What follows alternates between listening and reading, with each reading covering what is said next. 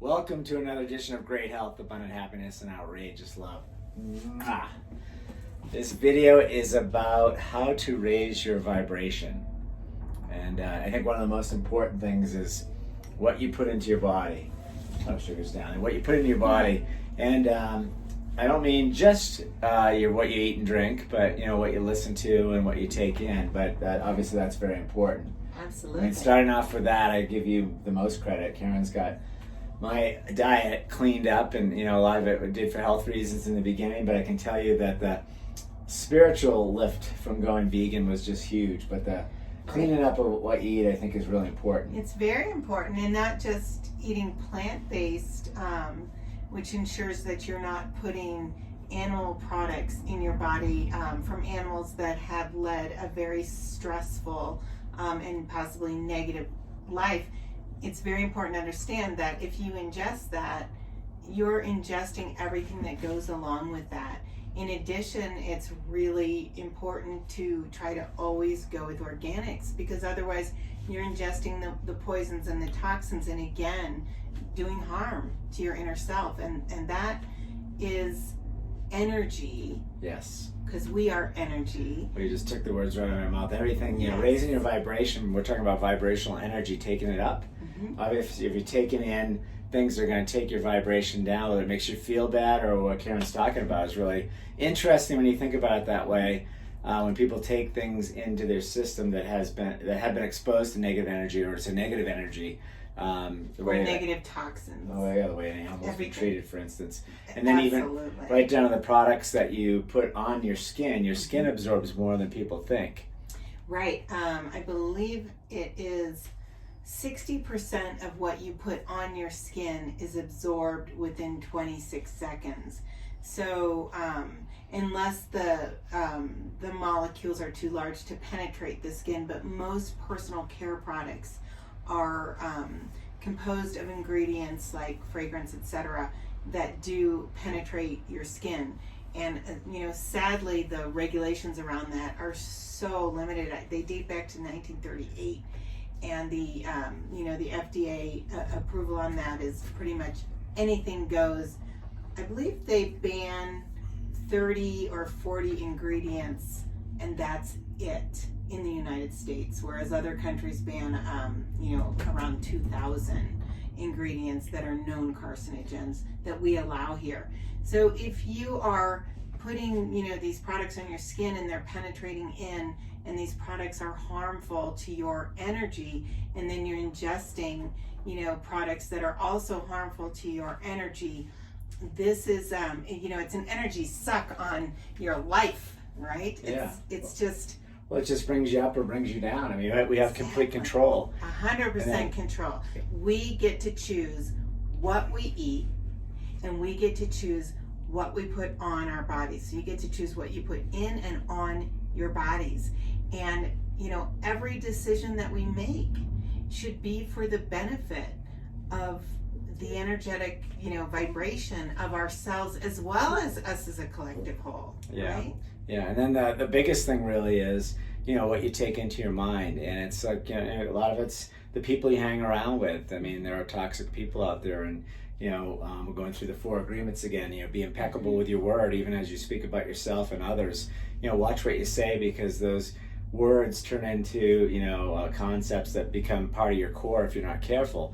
But that's why we don't watch the news. I mean, in times like these, I know people that just watch the news, and when I talk to them, they've got the new negative topic of the day, whether it's a forest fire or a hurricane or a COVID outbreak or whatever it is. It's just very toxic. So Right. we don't watch the news. We don't, and it's important to understand that the news, it's entertainment.